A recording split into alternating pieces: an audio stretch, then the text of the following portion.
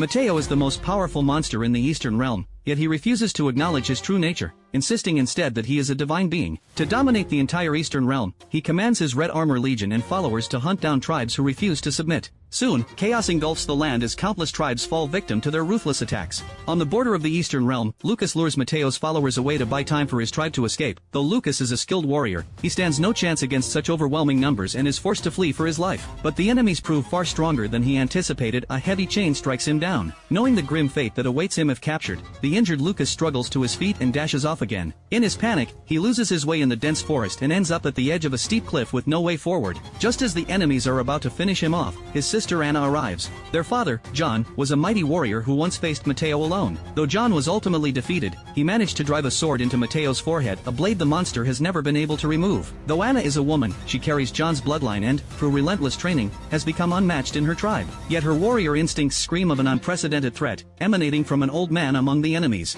To ensure Lucas survives, she urges him to run west, where their tribesmen will help him escape. Without hesitation, Anna charges into battle. Amid the fight, one man, William, holds back until she has defeated all the others. With a single leaping strike, William sends Anna flying backward over 10 meters, a terrifying display of his power. After climbing out of the river, Lucas ignored Anna's last words and began scaling the steep cliff, determined to return to where she had fought William. But by the time he reached the top, Anna had already perished in a final confrontation with the enemy. Grieving, Lucas buried his sister, yet his anger only grew stronger. He resolved to follow in his father's footsteps, to travel to the divine-lit Imperial City and kill Mateo, avenging both his sister and his father. Just then, a voice mocked him, taunting that he stood no chance against Mateo and wouldn't even survive the journey to the Imperial City. Lucas thought grief had clouded his mind, and he ignored the mysterious speaker. But as he turned to leave, William's armor suddenly detached itself and moved toward Lucas as if alive. It clung tightly to his body, resisting all his efforts to tear it off, and even began controlling his movements. Stranger still, the armor possessed a consciousness of its own and a voice that only Lucas could hear.